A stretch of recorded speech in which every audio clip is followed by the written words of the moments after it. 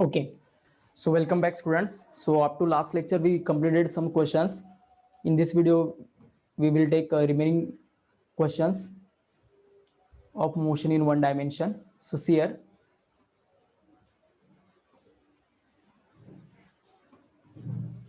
तो अभी मैं स्क्रीन शेयर कर रहा हूँ. तो देखिएगा लास्ट वीडियो तक हमारा क्वेश्चन नंबर 6 हुआ था. अब हम नेक्स्ट क्वेश्चन की ओर जाते हैं. Question number 7.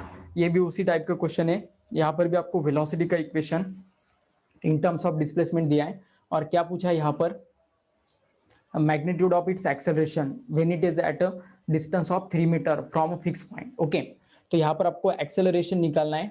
ओके, तो देखिएगा इक्वेशन क्या दिया है, v square is equal to 108x minus 9x square. This is the value of v they given. Okay, and what we have to find acceleration after the displacement of 3 metre. Okay, तो जब displacement 3 metre रहेगा तो at the time आपको acceleration find out करना है. मैं यहाँ पर इक्वेशन लिखता हूँ.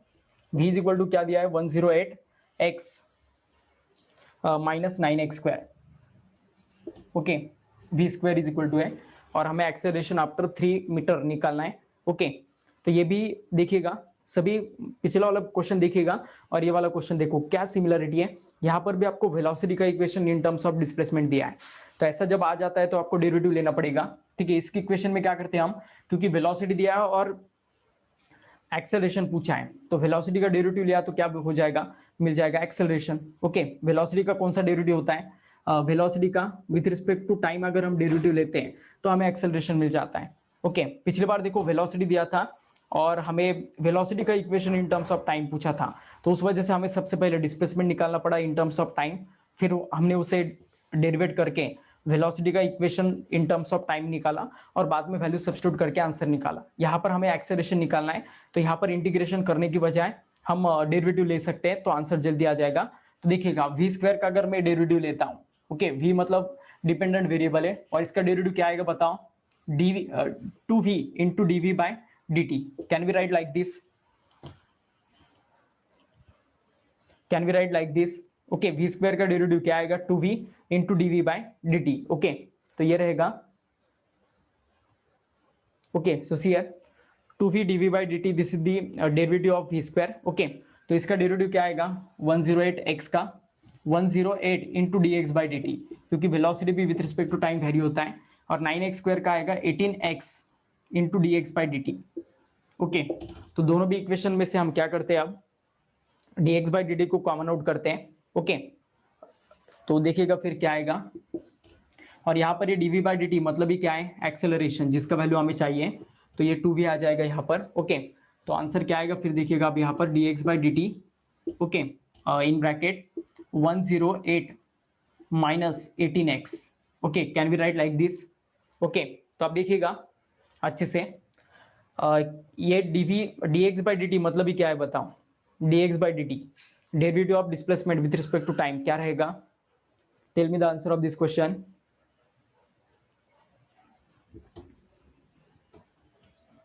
dx बाई dt मतलब ही क्या रहेगा, यहाँ पर देखो ये 2v dv बाई dt आया था, dv बाई dt की जगह a पुट कर दिया तो 2v into a, dx by dt की जगह अनदर v आ जाएगा. ओके, क्योंकि ये वेलोसिटी होता है with respect to displacement time का डेरिवेटिव. ओके, तो देखिएगा 108 माइनस 18x. ओके, तो फाइनली ये v कट हो जाएगा, ये 2 नीचे चला जाएगा, तो a इज इक्वल टू क्या मिलेगा हमें, 108 माइनस 18x डिवाइडेड बाय 2. तो ये मिल गया हमें एक्सेलरेशन का final equation in terms of displacement. Okay, और यहाँ पर हमें after displacement 3 metre final answer निकालना है, तो x की जगह 3 पुट करो, वैल्यू फाइनल आंसर मिल जाएगा. क्या आएगा फिर देखिएगा, 108 माइनस 18 इंटू 3 डिवाइडेड बाई 2. तो फाइनली वी गेट आंसर, और ये 54, तो 108 माइनस 54 मतलब 54 बाई 2 बचेगा, मतलब ये आंसर आएगा 27 metre per second square. Okay, सो ये रहेगा फाइनल आंसर. ओके, तो देखिएगा अब ऑप्शन मैच हो रहा है क्या, तो ऑप्शन क्या रहेगा इसका, सी. Okay, 27 metre per second square. Question number देखो 8. यहाँ पर हमें 3 वेलोसिटीज दी है, v 2v and 3v. First 1/3 distance पहले वेलोसिटी से कवर होने वाला है, next 1/3 of s, next 1/3 distance 2v से कवर होने वाला है, और लास्ट 1/3 डिस्टेंस 3v से डिस्टेंस कवर होने वाला है. तो आपको क्या निकालना है यहाँ पर, एवरेज स्पीड. ओके, तो आपको मैंने बताया था एवरेज स्पीड निकालने का यहाँ पर हमें ट्रिक वाला फॉर्मूला यूज करना है जो मैंने आपको बताया था। ओके, अगर object same distance unequal speed से अगर कवर करता है, ऑब्जेक्ट अगर सेम डिस्टेंस अनइक्वल स्पीड से अगर कवर करता है तो उसे निकालने के लिए हम जनरल फॉर्मूला कौन सा यूज करते हैं, बताओ जल्दी से। Average speed is equal to क्या आएगा, n by 1/v1 plus 1/v2 plus 1/v3। Okay, देखो अब ये 3 टर्म तक की इक्वेशन जा रहा है। n टर्म्स अगर हो तो यहाँ पर n लेना पड़ता है, लेकिन ये 3 वेलोसिटी तक की है, 3 इक्वल डिस्टेंसेस है, इस कारण n का वैल्यू कितना लेना पड़ेगा 3। ओके, तो इसे क्रॉस मल्टीप्लाई करो, सॉल्व करो तो फाइनल आंसर मिल जाएगा 3v1 v2 v3 divided by v1 v2 plus v2 v3 plus v1 v3। Okay, just इसका एलसीएम लिया है, फाइनल आंसर ये इस टर्म में मिल जाएगा। Okay, so see here 3 into v1 का वैल्यू क्या है v है, v2 का वैल्यू 2v है और v3 का वैल्यू 3v है। ओके, तो ऐसा कुछ है, डिवाइडेड बाय v1 v2 मतलब v into 2v plus v2 v3 मतलब 2v इंटू 3v और v1 v3 मतलब v इंटू 3v। ओके, तो फाइनल आंसर क्या आएगा फिर देखिएगा, v इंटू v क्यूब बन जाएगा ऊपर और 3 इंटू 2 6 इंटू 3 18, तो 18v क्यूब ऊपर आएगा और नीचे देखो आप 2v square plus 6v square plus 3v square. Okay, तो इसका फाइनल आंसर आ जाएगा 6 प्लस 2 8 प्लस 3 11। ओके, तो 18v cube divided by 11v square. Okay, तो फाइनल आंसर आ जाएगा एवरेज स्पीड का, average speed is equal to ये v स्क्वायर और ये v क्यूब का कट हो गया, तो फाइनल आंसर आएगा 18v/11। Okay, so this is the final answer. ठीक है, verify this. Screen is blur. Okay, तो मैं ये वीडियो रिकॉर्ड कर रहा हूं, मैं आपको पहले भी बता चुका हूं कि अगर स्क्रीन ब्लर होता है या कुछ प्रॉब्लम होता है तो जो रिकॉर्डेड वीडियो रहेगा वो अपलोड करने के बाद देखिएगा। ओके, अब बाद में फिर से मत बोलिएगा मुझे। ठीक है, तो देखो ऑप्शन कौन सा मैच हो रहा है क्वेश्चन नंबर 8 का, सी। ओके, क्वेश्चन नंबर 9 देखो, ये हमारा ट्रेडिशनल क्वेश्चन है, इसका आंसर बताओ क्या रहेगा। ये क्वेश्चन बहुत बार मैंने लिया है क्लास में। ओके, तो मुझे नहीं लगता इसका आंसर देने की जरूरत है। What is the answer of question number 9, tell me, don't write on screen.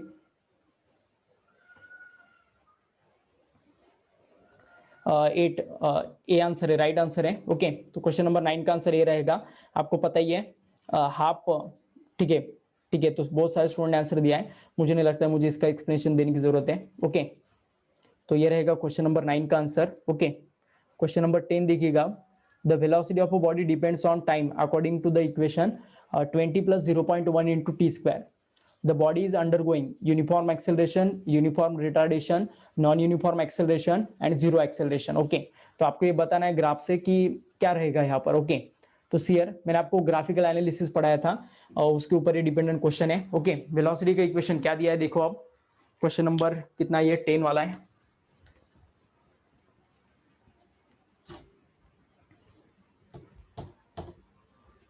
Share, तो यहाँ पर हमें वेलोसिटी का इक्वेशन दिया है 20 प्लस 0.1 इंटू टी स्क्वायर और हमें बताना है कि ये क्या रहेगा। तो देखिएगा अब हमें वेलोसिटी वर्सेस टाइम का इक्वेशन निकालना पड़ेगा। ओके, तो देखो आप जब टाइम 0 रहेगा तो वेलोसिटी 20 रहेगा, तो ये ग्राफ कहाँ से स्टार्ट होगा 20 से, मतलब जब टाइम 0 है। ओके, तो यहाँ पर वेलोसिटी कितना रहेगा 20। Is it okay? अब देखिएगा टाइम जब 1 रहेगा 1 सेकेंड, तो 1 इंटू 0.1 मतलब 1 का स्क्वायर 1 ही होगा, तो 1 स्क्वायर इंटू 0.1 कितना होगा 20.01, 20.1 रहेगा। ओके, अगर टाइम का वैल्यू हम 2 लेते हैं तो 2 का स्क्वायर 4 हो जाएगा, 4 इंटू 0.1 0.4, 0.4 प्लस 20 20.4, तो 20.1 20.4 20.9 20 मतलब 21.6। तो ये ग्राफ है ना ऐसा नॉन लीनियरली वैरी होने वाला है, कुछ ऐसा ग्राफ ऑब्जर्व होगा, आप अच्छे से देखिएगा। तो बताओ क्या ये ग्राफ स्ट्रेट लाइन है? ये वेलोसिटी वर्सेस टाइम ग्राफ है। ओके, और ये अगर स्ट्रेट लाइन होता तो हम कहते कि uniform acceleration. Okay, VT graph अगर ये, ठीक है, और इसके अलावा कोई भी अगर ग्राफ रहा तो वो नॉन लीनियर होता है, नॉन लीनियर अगर ग्राफ रहा तो नॉन यूनिफॉर्म एक्सेलरेशन उसमें जनरेट होता है। ओके, तो इस वजह से इसका एक्सेलरेशन फाइनली इसका वैल्यू क्या रहेगा देखिएगा, तो इसका आंसर नॉन यूनिफॉर्म एक्सेलरेशन रहेगा, क्योंकि ऐसा ग्राफ तभी पॉसिबल होता है। So right answer of this question is non uniform acceleration. Question number 10 का आंसर रहेगा C. Okay, so is it okay? Retardation होता तो ये ग्राफ नीचे जाते हुए नजर आता आपको, टाइम के साथ वेलोसिटी कम होता। जीरो एक्सेलरेशन अगर होता तो वेलोसिटी कांस्टेंट होता, स्ट्रेट लाइन आता वेलोसिटी का ग्राफ। लेकिन ये मतलब स्ट्रेट लाइन तो आता जीरो एक्सेलरेशन का ग्राफ, लेकिन पैरेलल टू टाइम एक्सिस आता। लेकिन ये पैरेलल टू टाइम एक्सिस नहीं है, इस वजह से ऑप्शन डी नहीं था। यूनिफॉर्म रिटार्डेशन है, ग्राफ डिक्रीजिंग नहीं है, इस वजह से रिटार्डेशन नहीं हो सकता है। यूनिफॉर्म अगर एक्सेलरेशन है तो एट द टाइम वेलोसिटी और टाइम के बीच में स्ट्रेट लाइन रहता है बीच में से, ओके, लीनियर ग्राफ जिसे कहते हैं हम, तो वो भी नहीं है, इस वजह से इसका राइट ऑप्शन होगा सी। ओके, इसके बाद नेक्स्ट दिया है question number 11, the correct statement from the following is a body having zero velocity will not necessarily have a zero acceleration. Okay, ये पहला स्टेटमेंट दिया है, सभी स्टेटमेंट हम रीड करते हैं एक बार। A body having zero velocity will necessarily have a zero acceleration. C दिया है, a body having uniform speed can have only uniform acceleration and body having non-uniform velocity will have a zero acceleration। तो कौन सा statement सही है acceleration से related, ये आपको बताना है। तो पहला स्टेटमेंट देखो, body having zero velocity, body का वेलोसिटी जीरो है, okay, will not have necessarily have a zero acceleration. Okay, तो ये केस पॉसिबल हो सकता है, कब होगा देखिएगा, जब हम अर्थ सरफेस पर खड़े होते हैं ना, तो हमारा वेलोसिटी जीरो होता है, ओके, लेकिन हमारे ऊपर अर्थ का एक्सेलरेशन एक्ट होता है, कितना होता है, 9.8 मीटर पर second square. Is it okay? तो मतलब वेलोसिटी जीरो है, तो ऐसा जरूर नहीं कि एक्सेलरेशन भी जीरो हो, उस ऑब्जेक्ट पर एक्सेलरेशन एक्ट हो सकता है, ओके। तो इस वजह से option A can be right, ये हो सकता है, ओके। और दूसरा दिया है B option, a body having zero velocity will necessarily have zero acceleration। तो ऐसा जरूर नहीं कि वेलोसिटी जीरो हो तो एक्सेलरेशन जीरो ही हो, एक्सेलरेशन का कुछ भी वैल्यू हो सकता है उस ऑब्जेक्ट पर, अगर बॉडी का वेलोसिटी जीरो है तो, ओके। तो ये भी मतलब ये सेंटेंस नहीं करेक्ट हो सकता है बी वाला, ओके। सी वाला देखते हैं हम, अ body having uniform speed, speed अगर यूनिफॉर्म है, can have only uniform acceleration, अगर स्पीड यूनिफॉर्म है ना तो एक्सेलरेशन जीरो ही होगा, तो उसे यूनिफॉर्म एक्सेलरेशन का सवाल ही नहीं, तो ये भी गलत होगा, सी ऑप्शन। डी ऑप्शन देखो, body having non uniform velocity, non uniform मतलब वेलोसिटी कम है ज्यादा हो रहा है, तो at that time acceleration zero होगा, ये पॉसिबल नहीं है, क्योंकि एक्सेलरेशन मतलब change in velocity upon time है, और वेलोसिटी अगर नॉन यूनिफॉर्म है तो टाइम के साथ चेंज हो रहा है, डेफिनेटली वहां पर एक्सेलरेशन क्रिएट होना ही है। तो इस वजह से ऑप्शन इसका रहेगा 11 का ए, करेक्ट आंसर ए रहेगा। तो ये भी एक स्टार मार्क करो क्वेश्चन, थिंकिंग लेवल का क्वेश्चन है, ये आपके कंसेप्ट क्लियर हो तभी आप ऐसे क्वेश्चंस को आंसर दे सकते हो। क्वेश्चन नंबर 12 जस्ट एक डेरिवेटिव का क्वेश्चन है, एक्सेलरेशन का इक्वेशन दिया है, a is equal to minus A omega square sine omega t, okay, और डिस्प्लेसमेंट निकालना है। तो एक्सेलरेशन दिया है, डिस्प्लेसमेंट निकालना है, तो आपको क्या किस वे से निकालना है, आप डेरिवेटिव से निकालना पड़ेगा आपको, सॉरी इंटीग्रेशन से आपको इसका आंसर निकालना है। अगर हमें डिस्प्लेसमेंट दिया और एक्सेलरेशन पूछा तो फिर हम डबल डेरिवेटिव लेके एक्सेलरेशन निकालते हैं, लेकिन एक्सेलरेशन दिया और डिस्प्लेसमेंट पूछा है तो आपको इंटीग्रेशन करना पड़ेगा। a is equal to minus A omega square cos omega t है क्या, देखिएगा एक बार, या साइन दिया है, जस्ट मुझे चेक करने दो एक बार। तो देखिए question number 12 sine omega t दिया है, ओके ठीक है। तो सीयर, तो minus A omega square sine omega t दिया है, ये एक्सेलरेशन का इक्वेशन है, और हमें किसका इक्वेशन चाहिए, ठीक है। तो एक्सेलरेशन का इक्वेशन दिया है और हमें डिस्प्लेसमेंट का इक्वेशन चाहिए, तो क्या करना पड़ेगा, इसका इंटीग्रेशन, ओके। तो अगर हम इसे इंटीग्रेट करते हैं, minus A omega square cos omega t को with respect to time d t, तो हमें वेलोसिटी मिलेगा फर्स्ट इंटीग्रेशन करने के बाद, ओके। तो minus A omega square constant है तो बाहर आएगा, integration cos of omega T का होगा, cos omega T D T का।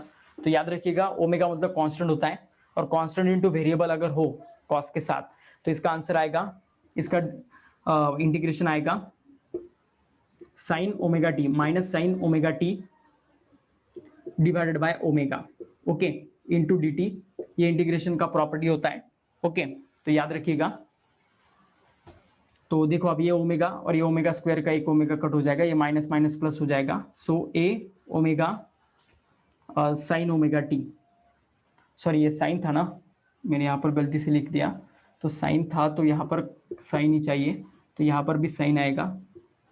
ओके, और फिर यहाँ पर कॉस आएगा, माइनस कॉस।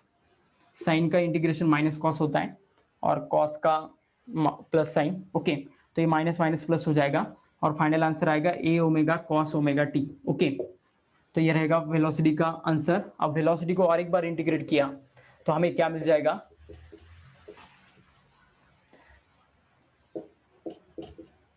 डिस्प्लेसमेंट जो हमें चाहिए। तो displacement X is equal to क्या आएगा, देखो अब A omega cos omega T का इंटीग्रेशन क्या आएगा, sine omega T divided by omega. तो ये ओमेगा ओमेगा कट हो गया, तो X is equal to A sine omega T, ये रहेगा हमारा फाइनल आंसर। ओके, तो ये 12th वाले बच्चों के लिए बहुत ईजी है क्योंकि उन्हें ऑसिलेशन में पढ़ाया जाता है।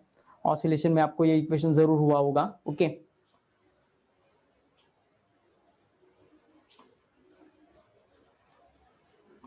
तो क्वेश्चन नंबर 12 का आंसर क्या रहेगा, सी। ओके, क्वेश्चन नंबर 13 देखिएगा।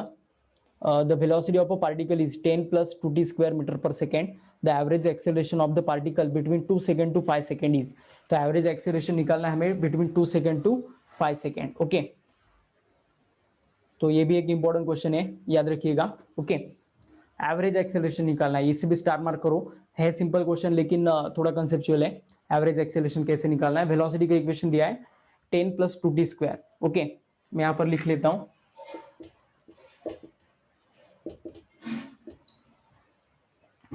10 प्लस 2t स्क्वायर। ओके, ये वेलोसिटी का इक्वेशन दिया है। ओके, और क्या पूछा है, then the average acceleration of the particle between time 2 second and 5 second is। okay, 2 second जब टाइम रहेगा और 5 सेकेंड जब टाइम रहेगा तो एट दैट टाइम हमें एवरेज एक्सेलरेशन निकालना है। ओके, तो एवरेज एक्सेलरेशन मतलब क्या रहेगा, देखिएगा सीआर कैसे निकाला जाता है। तो वेलोसिटी दिया है और एक्सेलरेशन का कुछ ना कुछ पूछा है, तो वेलोसिटी से एक्सेलरेशन कैसे निकालते हैं हम, बाय यूजिंग डेरिवेटिव। तो क्या आएगा इसका डेरिवेटिव बताओ, वेलोसिटी का विद रिस्पेक्ट टू टाइम, क्योंकि टाइम वेरिंग वेलोसिटी का इक्वेशन है। तो वेलोसिटी का इक्वेशन इंटीग्रेशन अगर हम डेरिवेटिव अगर लेते हैं तो क्या आएगा 40। इज इट राइट, कुछ दिक्कत किसी को, जस्ट इसका डेरिवेटिव लिया तो आ गया 40। ओके, अब देखिएगा टाइम का वैल्यू सबसे पहले 2 सेकंड पुट करो तो कितना आएगा एक्सेलरेशन, एक्सेलरेशन ए का वैल्यू आएगा 8 metre per second square. Okay, जब वैल्यू हम 2 पुट करेंगे और जब वैल्यू हम 5 पुट करेंगे तो एक्सेलरेशन का वैल्यू कितना आएगा 20 metre per second square. Okay, अब हमें एवरेज एक्सेलरेशन निकालना है।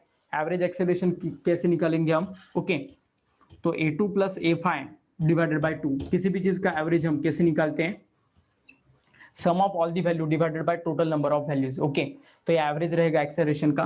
ओके, तो a2 का वैल्यू रहेगा 8 और a5 का रहेगा 20, तो 28/2 मतलब ये आंसर आएगा 14 metre per second square. So this is the final answer. Okay, so copy this answer. तो ये हो गया क्वेश्चन नंबर 13।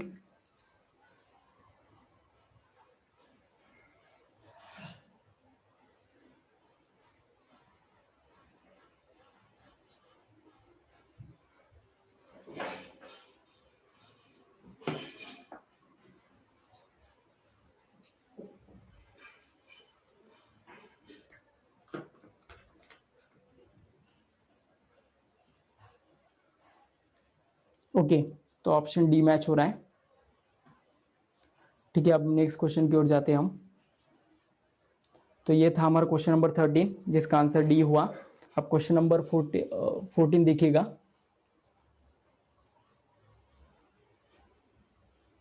क्वेश्चन नंबर 14 में देखो, अब एक्सटी ग्राफ दिया है। ओके, एक्सटी मतलब डिस्प्लेसमेंट वर्सेस टाइम ग्राफ, और पूछा है कि कौन सा ऑप्शन सही है। उस ग्राफ को देखिएगा। डिस्प्लेसमेंट सबसे पहले तो क्या है, स्ट्रेट लाइन है, लीनियर ग्राफ है पहले, और उसके बाद वो पैरेलल हो रहा है टाइम एक्सिस को। ओके, तो आपको मैंने अलग अलग velocity displacement versus time graph पढ़ाए थे। तो देखिएगा इसके ऑप्शन दिए, constant velocity, velocity of the body continuously changing, instantaneous velocity. Okay, उसके बाद the body travels with a constant speed up to t1। Okay, and then stops. Okay, तो आपको मैंने बताया था जो एक्सटी ग्राफ मैंने आपको पढ़ाए थे। ओके, याद करिएगा, एक्सटी ग्राफ का जो स्लोप होता है वो क्या देता है हमें, वेलोसिटी। ओके, तो अगर एक्सटी ग्राफ अगर कुछ ऐसा है तो वेलोसिटी कांस्टेंट होता है। ओके, इस समय के लिए। और उस ग्राफ में देखिएगा आपको कुछ ऐसा दिया है, अप टू टाइम t1 ये ग्राफ का वेलोसिटी कांस्टेंट रहेगा, और इसके बाद मैंने आपको बताया था अगर ऑब्जेक्ट रेस्ट में है तो उसका डिस्प्लेसमेंट वर्सेस टाइम ग्राफ कुछ ऐसा आता है। देखिएगा आपके नोटबुक में आपने जरूर लिखा होगा, जब मैंने ये टॉपिक पढ़ाया था तो ग्राफ के अलग अलग नेचर्स मैंने आपको बताए थे। तो ऑब्जेक्ट अगर रेस्ट में है तो डेफिनेटली ऐसा ग्राफ आता है एक्सटी ग्राफ। ओके, तो यहाँ से आगे का देखिएगा मैच हो रहा है। ओके, तो यहाँ से आगे ऑब्जेक्ट स्टॉप हो गया और t1 से पहले ऑब्जेक्ट वेलोसिटी में है जो कांस्टेंट है, तो इस वजह से ऑप्शन डी मैच होगा इसका। तो क्वेश्चन नंबर 14 का भी आंसर आ जाएगा D. Okay, clear. Question number 15 की ओर जाते हैं हम। 15 भी हमारे ये हुआ है क्वेश्चन, आपने नोटबुक में लिखा है, ये हमारा ट्रेडिशनल क्वेश्चन है, बहुत सारे एग्जाम में पूछा जाता है। पिछले एग्जाम में यही क्वेश्चन पूछा था जिसमें मैंने आपको वेलोसिटी निकालने के लिए कहा था, याद है आपको? ओके, और इस एग्जाम्पल में हमें क्या करना है, अल्फा मतलब डिस्टेंस निकालना है, उसने कितना ट्रैवल किया है, कुछ एक्सेलरेशन ए से वो ट्रैवल हो रहा है रेस से, और फाइनली वो क्या होने वाला है, रेस्ट पर वापस जाने वाला है बीटा डिक्लेरेशन से। तो इस कंडीशन में आपको क्या निकालना है, टाइम इलैप्स टी होने वाला है, तो इस कंडीशन में आपको डिस्टेंस निकालना है। तो इसका ऑप्शन बी राइट रहेगा। क्या आपको ये पता है क्वेश्चन का आंसर या मुझे बताना है? सॉल्व कर सकते हो सभी, आपके नोटबुक में जरूर लिखा है ये, आप ओपन करके देखिएगा। जब मैंने ये टॉपिक पढ़ाया था तो एट द टाइम जरूर लिया था ग्राफिकल एनालिसिस होने के बाद। सॉल्व करना इस क्वेश्चन को।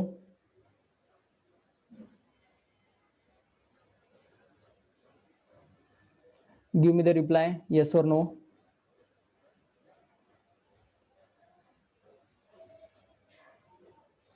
एक तो हाँ कहो या ना कहो, लेकिन कुछ कहो जल्दी से।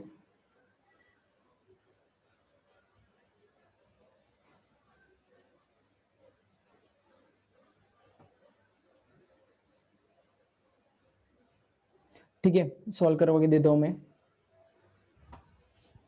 ठीक है, देखिएगा।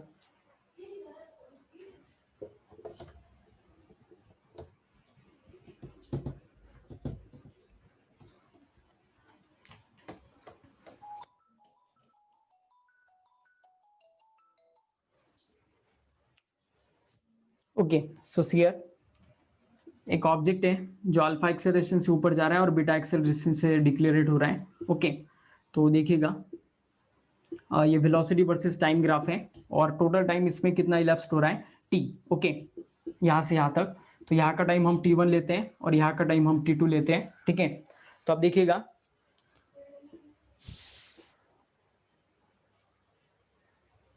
ओके, सो सियर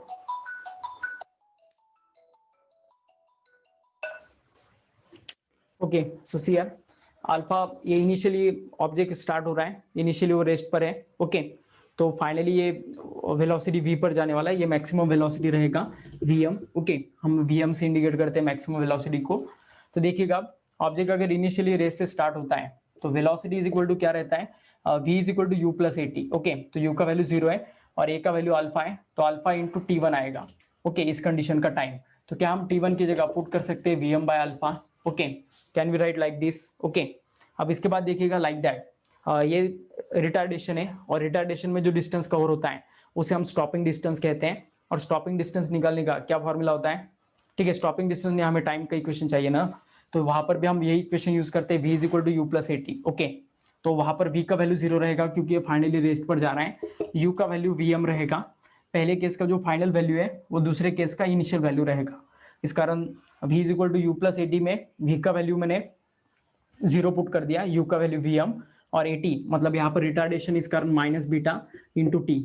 ओके, तो ये सेकंड केस का टाइम है, इस कारण t2 आएगा, तो t2 इज इक्वल टू आएगा answer vm by beta. Okay, is it okay?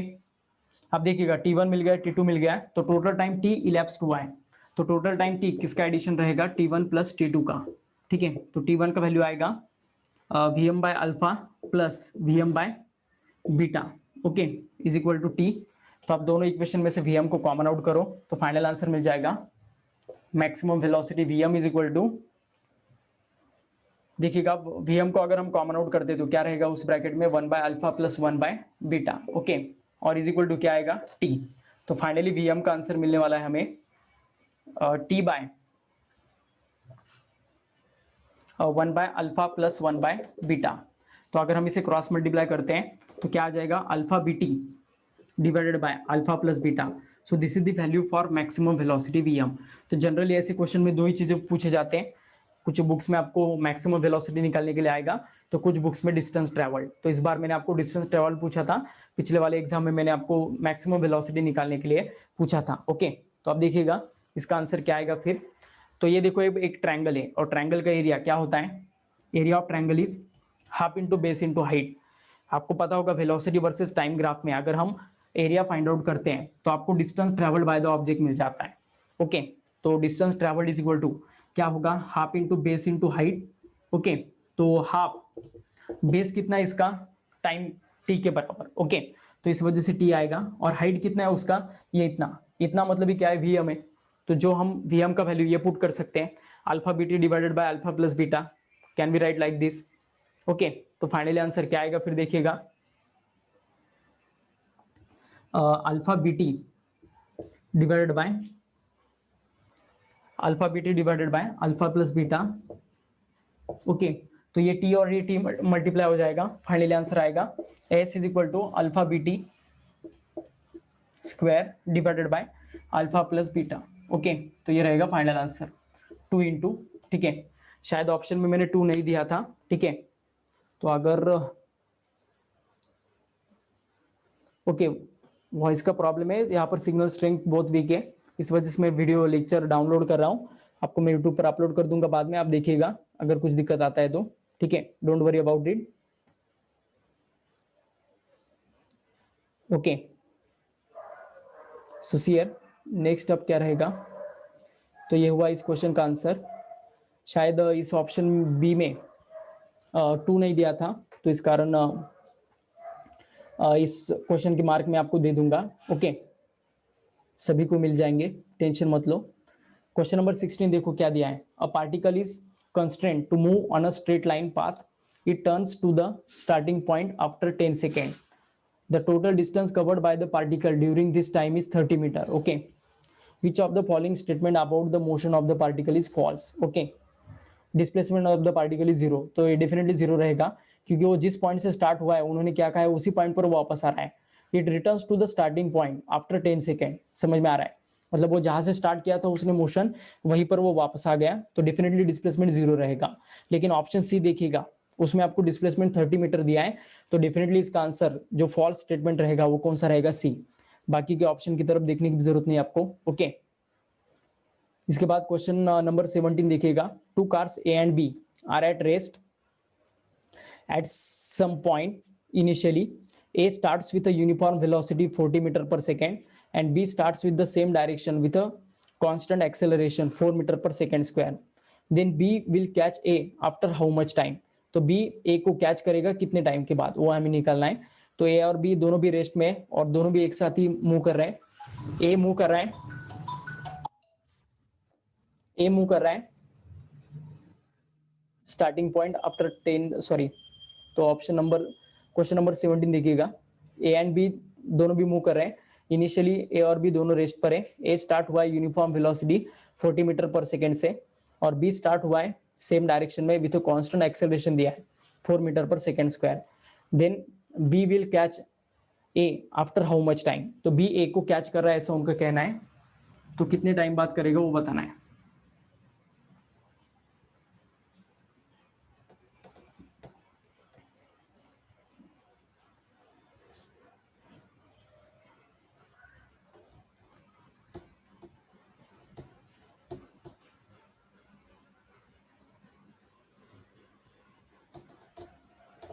Shear, तो ए अहेड है बी के।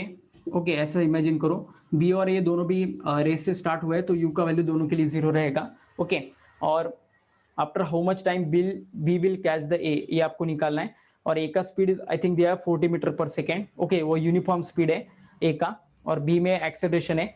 ओके, तो देखिएगा क्वेश्चन नंबर जो दिया है आपको, क्वेश्चन नंबर 17, तो ए कांस्टेंट वेलोसिटी से जा रहा है, और वो है 40 मीटर पर सेकेंड, और बी कुछ एक्सेलरेशन से मतलब अपना वेलोसिटी बढ़ाने वाला है। ओके, तो क्या रहेगा देखिएगा, तो देखिएगा जब फाइनली मोशन एंड होगा तो बी ने ए को कैच किया होगा, तो जो डिस्टेंस ए कवर करेगा उतना ही डिस्टेंस बी कवर करने वाला है। ओके, तो distance covered by A, S A is equal to क्या रहेगा, देखिएगा ये भी इनिशियली रेस से स्टार्ट हुआ है और कांस्टेंट वेलोसिटी से जा रहा है। तो कांस्टेंट वेलोसिटी से जब ऑब्जेक्ट जाता है और मोशन में अगर एक्सेलरेशन ना हो तो ऐसे समय में हम डिस्टेंस कैसे निकालते हैं, वेलोसिटी इनटू टाइम से। तो वेलोसिटी 40 है, ओके, और वो टाइम जो निकालना है हमें वो इसके लिए भी सेम रहेगा, मतलब जो टाइम में वो ए यहाँ से यहाँ जाएगा उतने टाइम में बी ने एक्सेलरेट करके वहां पर आना है, तो दोनों के लिए टाइम सेम रहेगा। इस वजह से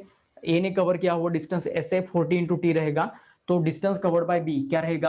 अब इस मोशन में भी इनिशियली उसका वैल्यू 0 रहेगा इनिशियल वेलोसिटी का, तो S is equal to U T plus half A T square, तो u का वैल्यू 0 लेना, हाफ ए टी स्क्वायर, तो हाफ a का वैल्यू 4 दिया है और टी स्क्वायर, तो टी स्क्वायर को एज इट इज रहने दो। अब ये दोनों भी डिस्टेंस इक्वल रहने चाहिए तभी b कैच करेगा a को, तो दोनों ही डिस्टेंस को इक्वेट करो, फाइनल आंसर मिल जाएगा S B is equal to S A. Okay, मतलब ये क्या हो जाएगा, देखो आप हाफ इंटू 4 मतलब क्या हो जाएगा 2 T square is equal to S A का वैल्यू 40 इंटू टी होगा, तो ये टी और ये टी स्क्वायर का टी कट हो गया। ओके, फाइनली देखो अब क्या आएगा 2t इज इक्वल टू 40 और t इज इक्वल टू आएगा 20 सेकेंड, तो आफ्टर 20 सेकेंड बी कैच करेगा एक को। ओके, तो ये रहेगा final answer. Is it okay and clear to all of you. तो अभी हम जाते हैं नेक्स्ट क्वेश्चन की ओर। तो ये प्रोबेबली लास्ट क्वेश्चन रहेगा क्योंकि हमारा टाइम खत्म होने को आ गया है। ओके, क्वेश्चन नंबर 18 देखिएगा, अ train travelling at a 72 km per hour brought to rest in a distance of 200 meter, then its retardation should be, तो रिटार्डेशन निकालना है और वो रेस्ट में जा रही है और 200 मीटर के बाद, तो ये 200 मीटर उसका स्टॉपिंग डिस्टेंस है। तो आपको पता ही है स्टॉपिंग डिस्टेंस कैसे निकालते हैं हम, कौन से फॉर्मूला से निकालते हैं हम, बताओ मुझे जल्दी से, how we can find the stopping distance.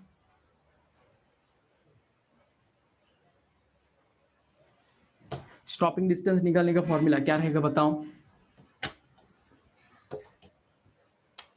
Stopping distance s is equal to क्या रहेगा u square by 2a। Okay, तो यहाँ पर आपको रिटार्डेशन मतलब ये a का वैल्यू निकालना है, तो a इज इक्वल टू क्या आएगा u square by 2a 2s, तो u का वैल्यू कितना दिया है आपको 72 किलोमीटर पर आवर। ओके, तो 72 किलोमीटर पर आवर मतलब ये क्या रहेगा 20 metre per second. Can I right like this, kilometre per hour को मीटर पर सेकंड में कन्वर्ट करो, मल्टीप्लाई करो इसे 5/18 से। ओके, तो फाइनली आंसर क्या आ जाएगा 20 मीटर पर सेकेंड। ओके, तो देखिएगा आप u का जगह 20 पुट करो, तो 20 का square divide by 2 into stopping distance कितना दिया है 200। ओके, तो ऊपर आएगा 400 divided by 400, so finally we get answer 1 metre per second square. Okay, is it okay and clear to all of you. तो आज के वीडियो में हम यही स्टॉप करते हैं, नेक्स्ट वीडियो में हम रिमेनिंग क्वेश्चंस के आंसर